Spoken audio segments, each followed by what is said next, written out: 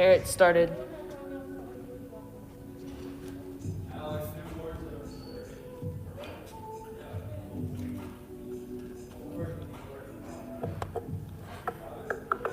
There it started.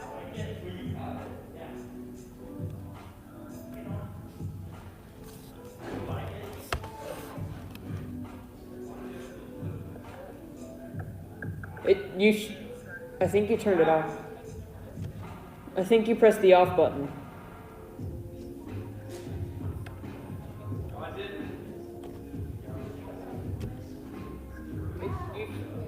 think you turned it off. I think you pressed the off button. Hey, go shake the little thing, make sure I can... Guys, can one of you go shake the mouse? So, is it on? Is the screen turned on? Guys, I don't know. Can one of you go shake the mouse? Oh, crap. What did I do? Oh. Did you pull out an HDMI cord or?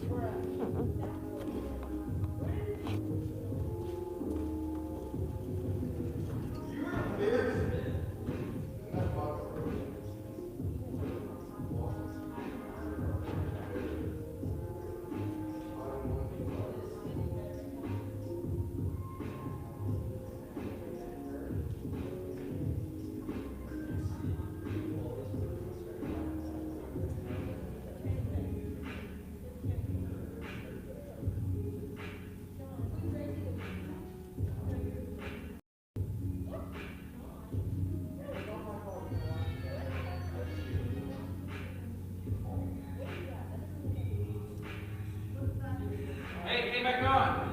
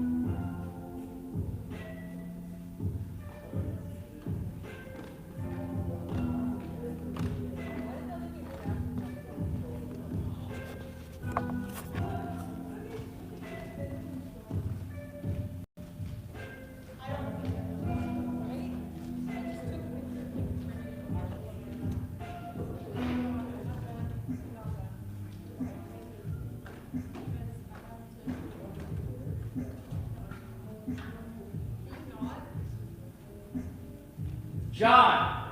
Yeah? Did you send it to Miss Erskine? Yeah.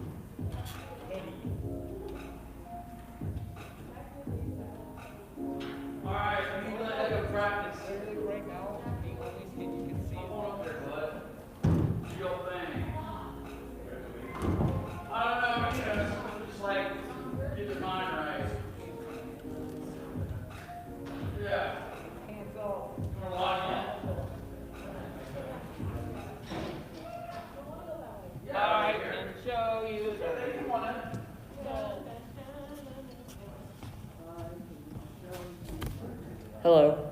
Alright, let's let Ekow rest. Okay.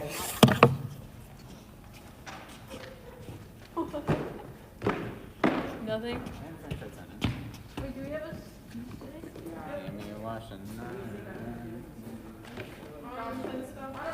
sleepy? You guys get done? Yes, sir.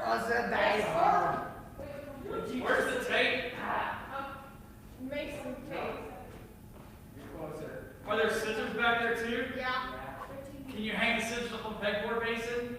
Mason, pegboard. Hang the scissors up on the pegboard. I got you. Mason, You gotta put your stuff away. Alright, tomorrow we'll build on the rock. You're lighter than me. That's definitely true. Yes, somebody did burn something.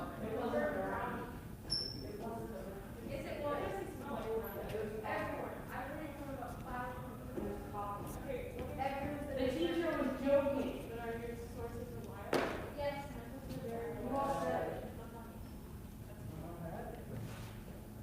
But people that were saying Hello. they said it was You can sit wherever you would like. A lot of times the families sit right here, but you're welcome to sit wherever.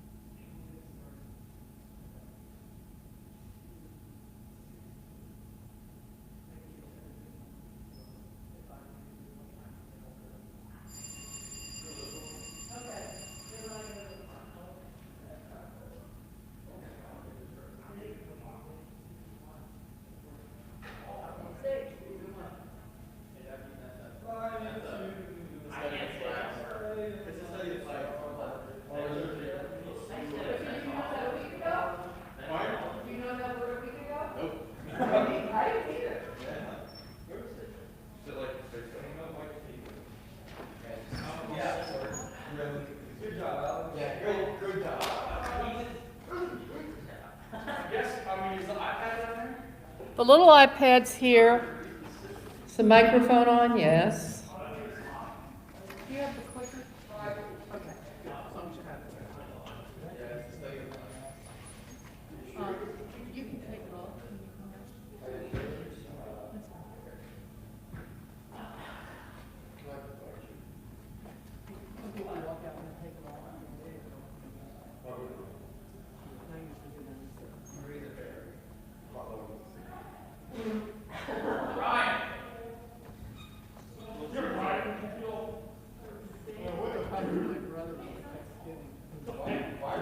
Wait, is this for L?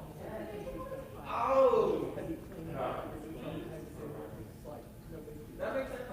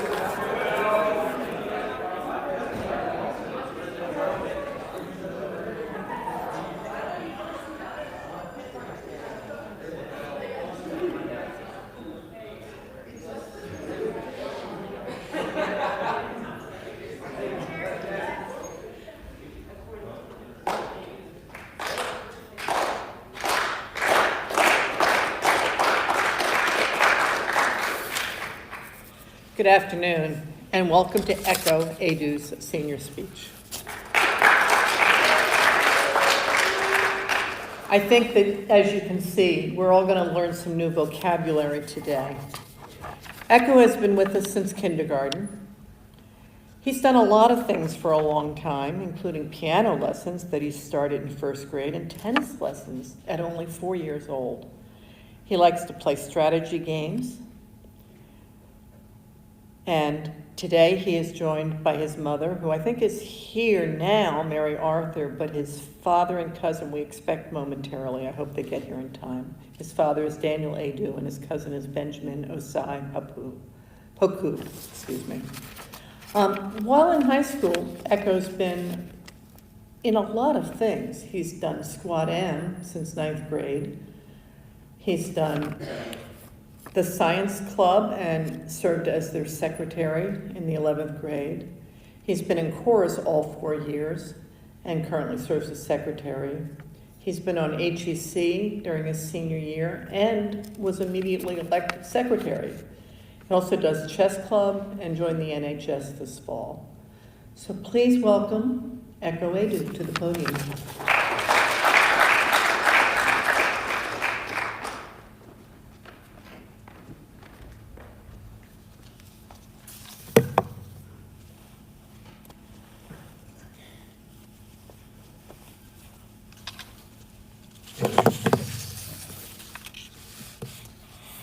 So you're gazing at this big word on the screen, probably with no idea what it means.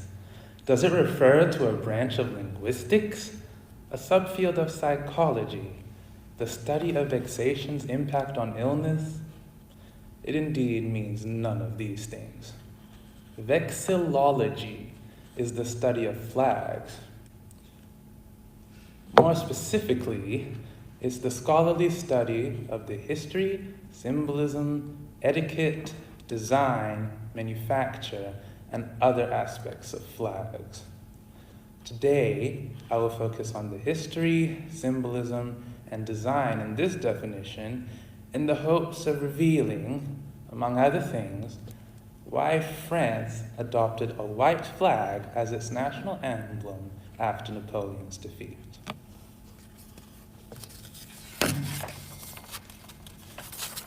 The history of flags begins in the Middle East, with objects that were not rectangular pieces of cloth. The oldest known vexilloid, or flag-like item, is a metal rectangle on a pole that was discovered in Iran and that dates back 5,000 years. However, true flags likely originated in either the Indian subcontinent or modern-day China. Early Chinese flags symbolized a king's authority, while their Indian counterparts often found use in battle. Banners from both regions featured a solitary central design element, colored animals in the case of China's flags, and golden symbols in the case of India's. The Indian and Chinese practice of manufacturing flags spread to Southeast Asia and the Muslim world, but the Islamic prohibition on drawing animate objects led Muslim realms to adopt flags of a single color. The Abbasids claimed the Prophet Muhammad's banner, whose black color symbolized vengeance. But the banner of the Fatimid Caliphate established green as the color of Islam. The Ottoman Turks would later cast aside the plain flags of their medieval predecessors, introducing the crescent as a new symbol for the religion. Knowledge of Muslim flag design likely reached Europe during the Crusades. As such, the continent's oldest national flags contain crosses representing the Crusaders' faith. The crosses, rather than being chosen arbitrarily, were usually attributed to the patron saint of the country they represented. The Scottish cross, in particular, is X-shaped due to its association with St. Andrew, who was crucified on a diagonal cross. In medieval Europe, vexillology received influence from heraldry, which dealt with the design of coats of arms.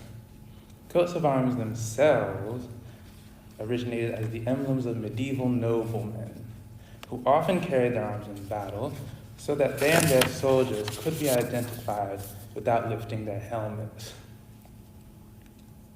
Though some flags, like those of Switzerland, Austria, and Maryland, are merely coats of arms in a rectangular form, others are impacted by heraldry in more subtle ways. Of particular note is the rule of tincture, which governs the placement of certain tinctures or hues with respect to each other. The main heraldic tinctures are argent or white, or yellow, gules or red, sable or black, azure or blue, vert or green, and purpure or purple. The first two tinctures are called metals, the others are colors. And the rule of tincture insists that one should never place a metal on a metal or a color on a color. As juxtaposing colors of similar brightness, like black and blue, made painted shields indiscernible from afar, it was seldom allowed. This would explain why the red English cross gained a white border when placed atop the Scottish flag to create the flag of Great Britain. National flags that transfer the colors of a coat of arms into a different design sometimes follow this rule of tincture as well. Take, for example, the flag of Sweden.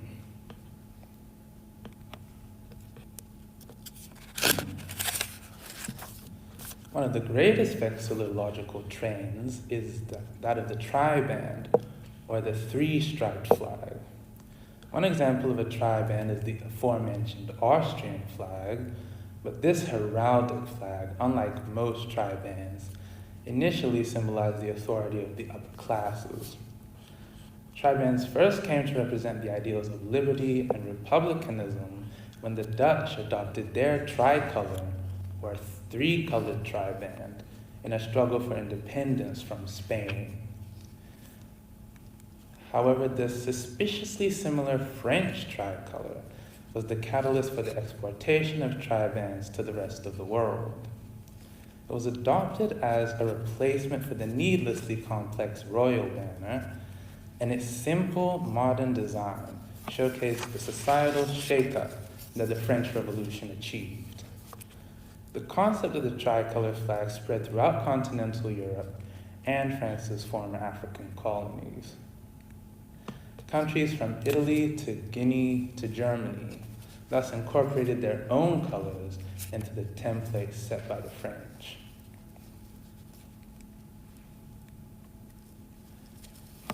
Now that we've analyzed the history of flags, we can devise a set of principles governing their design. The French Republicans have taught us to admire the charm of their tricolor's limited palette. The Scots have shown us how to combine uniqueness with conformity by choosing culturally relevant diagonal cross, and the ancient Chinese and Indian practice of charging flags with solitary symbols reminds us to keep it simple. You may be shocked to find that we have independently derived most of the flag-making rules outlined in the North American Vexillological Association's Good Flag, Bad Flag, which are 1. Keep it simple. 2. Use meaningful symbolism. 3. Use 2 or 3 basic colors. 4. No lettering or seals. And 5. Be distinctive or be related. Let's examine the attempts of designers of 2 flags to create a product that conforms to these rules.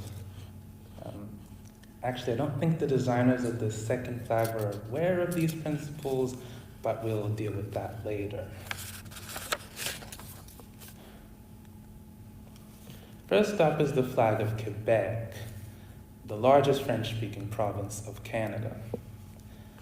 The white fleurs-de-lis, well-known symbols of France, obviously allude to the province's colonial heritage, but so does the central white cross, which was found on the French naval flags brought to Quebec when it was founded by the explorer Samuel de Champlain. Though the white symbols on Quebec's flag effectively display the province's Frenchness, they also provide stark contrast with the flag's blue field. yielding a simple yet elegant design that manages to distinguish itself from other flags. Nebraska's flag, on the other hand, is so bad that it actually flew upside down over the state capitol for 10 days without anyone noticing.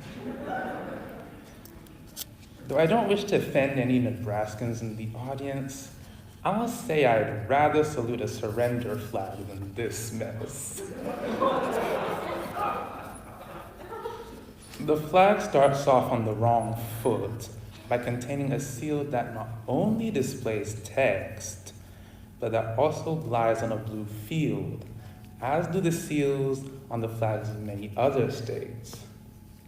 The state's complicated seal is replete with design elements that are too small to be seen from afar, including a train, a steamboat, a cabin, a blacksmith, a bundle of wheat, and a distant mountain range. On a scale from 1 to 10, this piece of cloth warrants no rating higher than 0.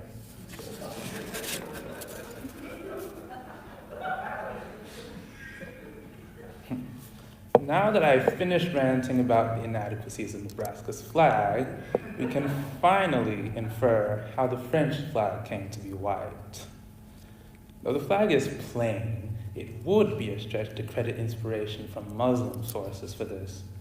At the time of the flag's adoption, France was a predominantly Christian country, and the Ottomans had already established that Islamic flags could contain multiple colors. We should, however, remember that the flags of some early Muslim empires were associated with concepts like vengeance and religion, meaning that colors themselves, light-colored objects, can serve as symbols. And white did indeed represent the Kingdom of France, as it was the background of the flag of Joan of Arc, a Catholic saint and one of the nation's most well-renowned war heroes. This would explain the white flag in the flag of the Ancien Regime, whose fleur-de-lis and coat of arms were abandoned after the fall of Napoleon and the return of the royal house. The reason for the distinction between the lily flowered banner and its blank counterpart remains a mystery, but when we account for the royal authorities signaled by the former's coat of arms, it makes sense that a national flag, which can be used by the general populace, should exclude the king's personal emblem. I'll also mention that the tricolor was banned in the period of the white flag, which followed the destruction of royal imagery during the Revolution. As such, the use of easily manufactured white cloths as flags brought France a new flag in the quickest way possible. So we finally accomplished our goal. While now would be the time for me to shoehorn in a paragraph of advice for my fellow seniors as they head toward college, I shall instead thank everybody for allowing me to nerd out on flags and for joining me in reviewing a meme that makes all Frenchmen wonder why they helped us achieve our independence. Have a great day.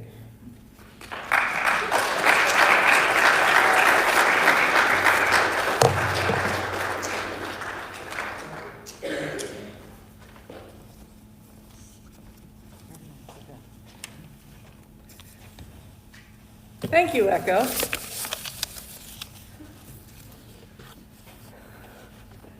I've learned over the years that Ekow doesn't say a whole lot, but whenever he speaks, I learn something.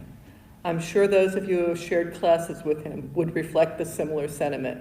He's always worth listening to. He will now join you in the audience to say hello.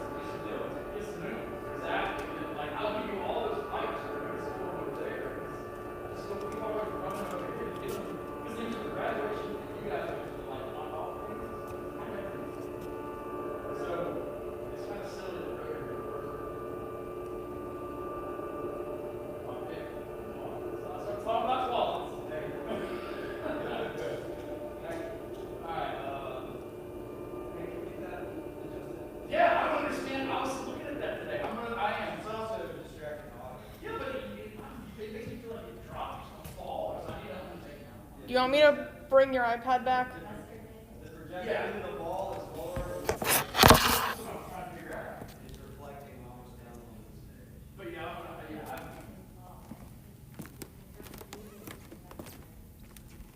that's what I'm trying to figure. What's blowing my mind is that thing's been up there for